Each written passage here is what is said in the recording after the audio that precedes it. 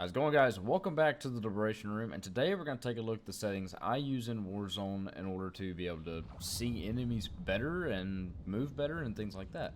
So let's go ahead and jump into it. Alright guys, so the first things we're going to talk about is in the General tab. I'm not going to get into keyboard and mouse yet. I'm going to get into that in a match. That way I can better explain why I've chosen what I've chosen.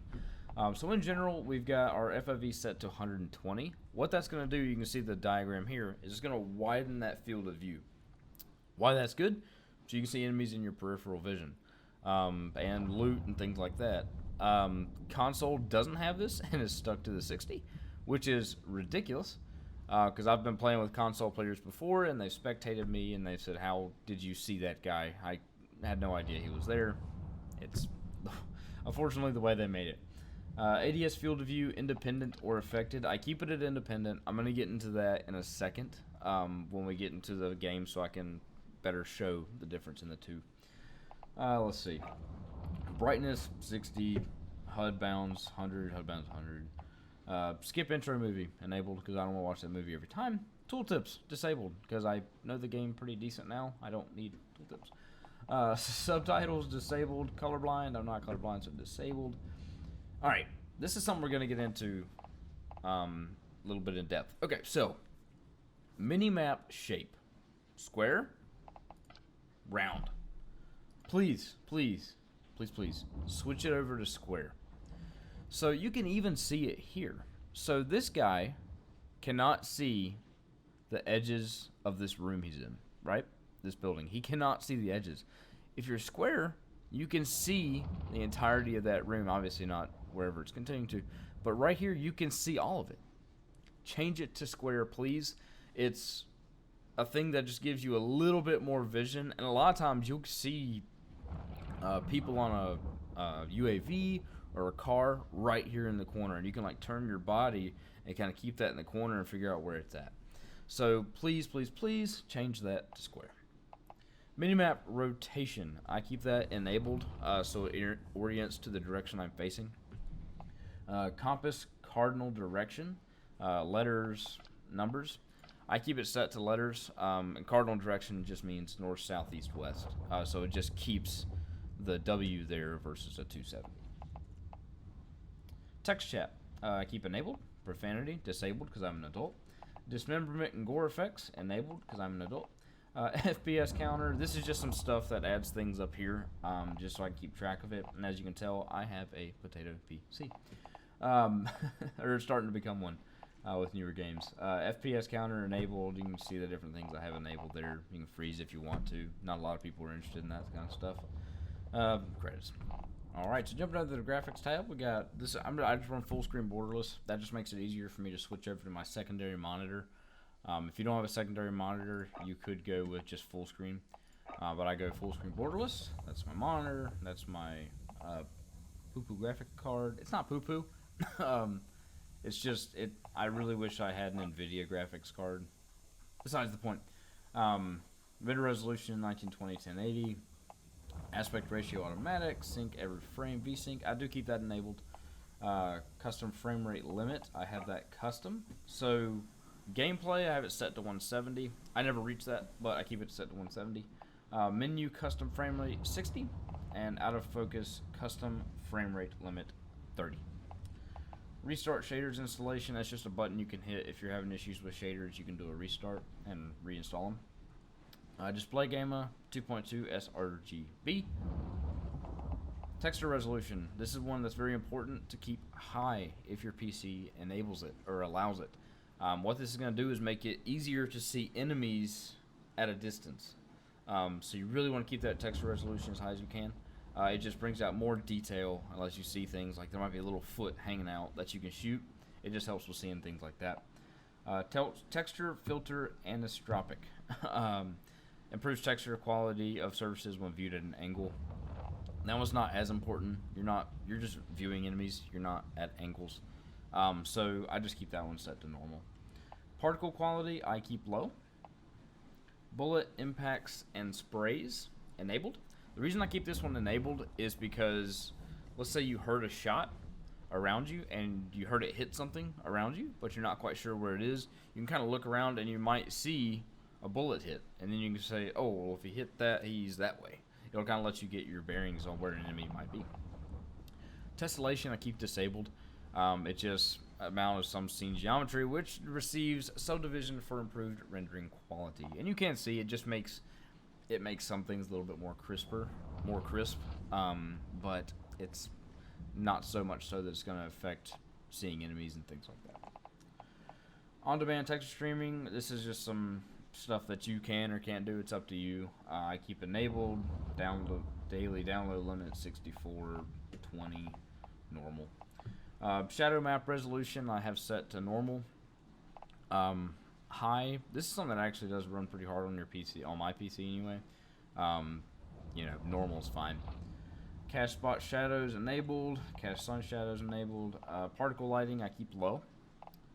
Ambient occlusion I keep disabled. That one's not a big deal. You can kind of see it here, how there's no shadow here, but there is shadow here. It's not that big of a deal. Screen space reflection. Set the quality for reflections of in-game graphics when looking at a certain angle on reflective surfaces. Unless your guy's running like a chrome out, get up, your enemy's wearing chrome, you can keep that disabled. Anti-aliasing, SMAH to X. That one just makes it a little more crisp. Depth of field, I keep disabled. So you can see what I mean here. This wall right here is blurry, but this wall right here is crisp. If you keep it disabled, everything is always crisp. But if you keep it enabled, you might not be able to see things close up because it's blurred up. Filmic strength, I keep it set to 0. World motion blur, turn that thing off. It's okay. It kind of makes a game look better, in my opinion. Not as much as they keep adding it. Seems like games continue to put more and more blur and movement. Turn off motion blur. You'll get better shots. You'll be able to see enemies better. When you move, they won't scatter. And weapon motion blur. I keep that one off as well. Because what that does is, as you're moving your weapon up, it blurs, and all that is a distraction. Film grain, 0. I think, yeah, that's everything for the graphics tab. Let's move over to audio. Alright, so we're moving over into the audio tab. There's a few things you might want to know about the audio tab. Most of them are going to be personal preference, but I'll go over the few things that do kind of help you in game. First, with audio mix, you want to have that set to boost low. The reason for that is because it brings up a bass, and with boost low, it brings up footsteps. So that's a good reason to keep boost low high. Master volume 30, music volume 0, 0, 0, 0. Because when you get into the in-game, they play music for some ungodly reason. So turn off music. That's ridiculous. You don't need to be distracted by music in the in-game because you need to be focused. Dialogue volume 75, effects volume 83 or 88.03. Yeah, I don't know why that was 0.03. Juggernaut music disabled.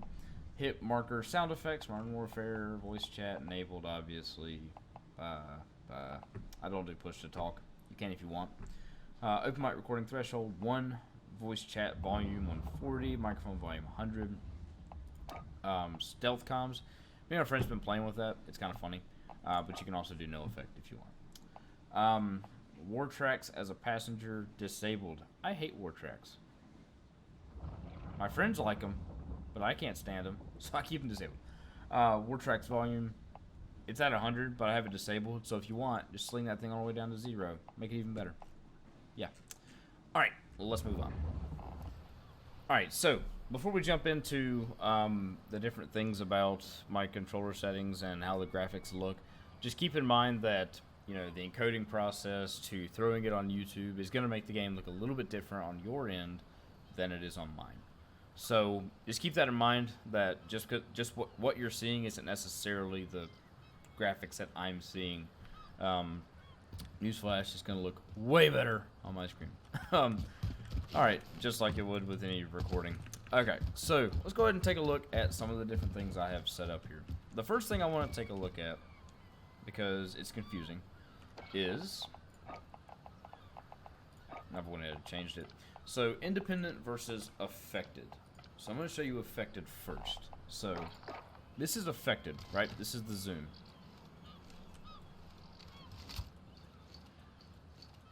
Right? This is affected. Now I'm going to stay in the exact same spot. I'm going to switch it over.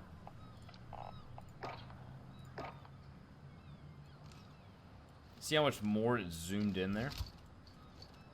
See how much further it's zooming in? So let's actually get like a... Let's see. I'm going to try to line it up with... Alright,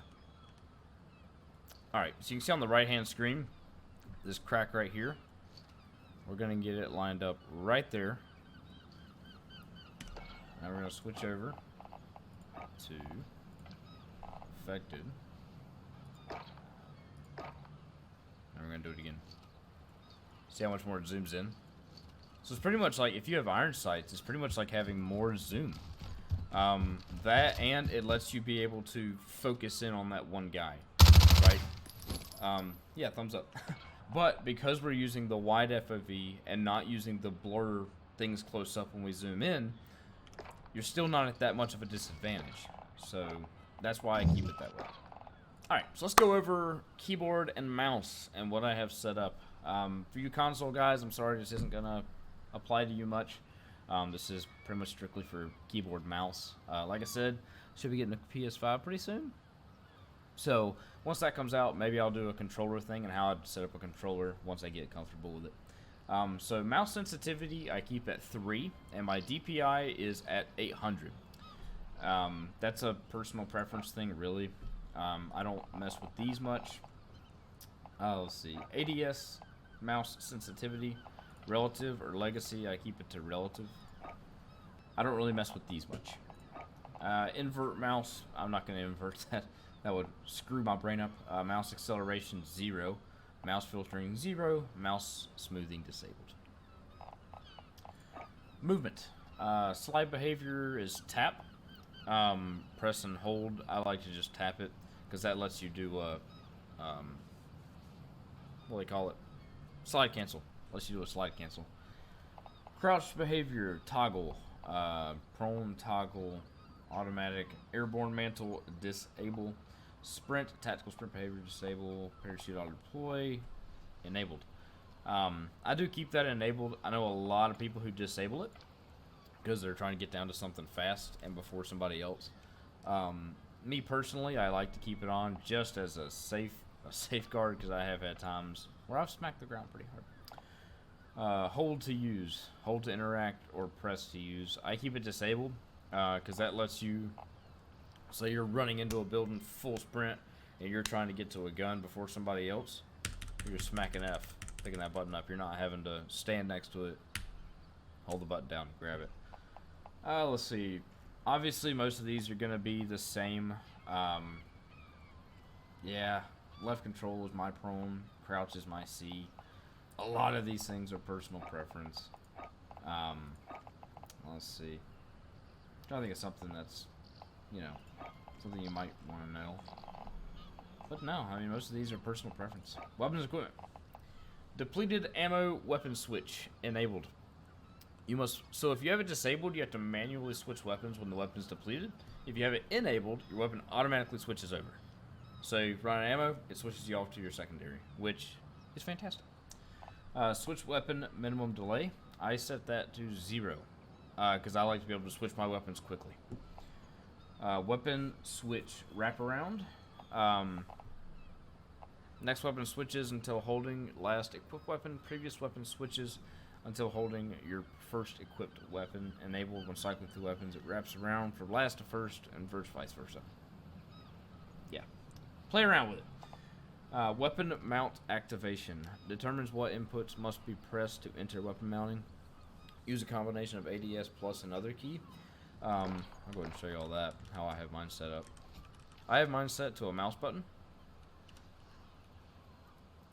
Well, it was showing up there. Let's find a better corner to mount on. There we go. I don't have mine. Some people want to have it set up to where you have to ADS and then press the button. I like having it just set where I can just grab on. That's a personal preference thing. Yeah, I like to being able to slap that one button, and it is I have it as like a custom mouse button on my computer. Okay. Where are we at? Over here. Yeah, so toggle weapon mount keybind.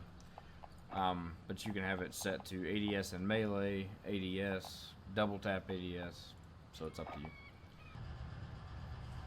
Okay, so weapon mount movement exit. I would have that enabled. The reason for that, so if I have it disabled and I mount on something, I can't just press WASD to get off of that. I have to repress that button to disengage. But if I turn that to enabled, now I can mount, and then when I want to disengage from that corner, I can just press WASD. Right? It just makes that it just makes it a lot smoother, not having to, you know, mount, unmount. It just makes it quicker. Alright, so another setting is aim down sight behavior, hold versus toggle. So if you have it set to toggle, I'm not doing anything. I'm not pressing any buttons, and it's keeping it there until I undo it. That's really obnoxious and annoying. It's, you know, it's easier to just do on, off, on, off. Alright, so another setting I have that's probably going to be different from yours just because of the way I have it set up. Right here, equipment behavior. I have set to toggle. A lot of people have hold. The reason I have it set to toggle is because the mouse I use has a function where I can press the mouse wheel to the side, and that will enact it. But it can't be it's not a hold button. For some reason, it can't be used as a hold button. So what I have to do is set it to toggle. That way, I press it every once, and it cooks the grenade. And then I press it to throw it. So what else we got? Most of these are going to be pretty standard. I'll try to go over the ones that are not standard. Let's see. Melee finishing moves E. Use lethal. I have it set to G or the mouse wheel left. I typically use mouse wheel left. Tactical equipment, I have caps lock. MVGs. Field upgrade. X. Change loadout. That's pretty much it for weapons and equipment. Kill streaks and vehicle. I'm making this mostly for Warzone, so I'm not going to go deep into the layout for kill streaks and vehicle because that's more so set to multiplayer. But I mean, you know, kill streak is 3 for me. That's how I use my kill streaks and UAVs in the game. Yeah, everything else is something that I'm really going to use in Warzone. Scoreboard, hold, you know, map behavior, toggle, map cursor, inventory, system key behavior. This is all a bunch of other stuff that probably you aren't going to use. Take a look at it if you want. I've never really changed anything in here, I don't think, but take a look at it. And then menu navigation, and that's just some other stuff that, you know, you're not going to mess around with much. Unless you just like things a certain way. So go ahead and take a look at those if you want. These and these, personal opinions. This doesn't really apply. This, do what you want. Set it up comfortable. Be comfortable when you play. That's the main thing. Like my weapon mount is set up to a part on my key on my mouse. It just makes it quicker. It makes it more simple. I've thought about, I have another button back here that I don't use much. I've thought about setting it up for something. I just don't really know what yet and what would be most comfortable. So, yeah, just take a look at it. Be comfortable when you play. Certain things are things you're gonna need to change in order to be competitive.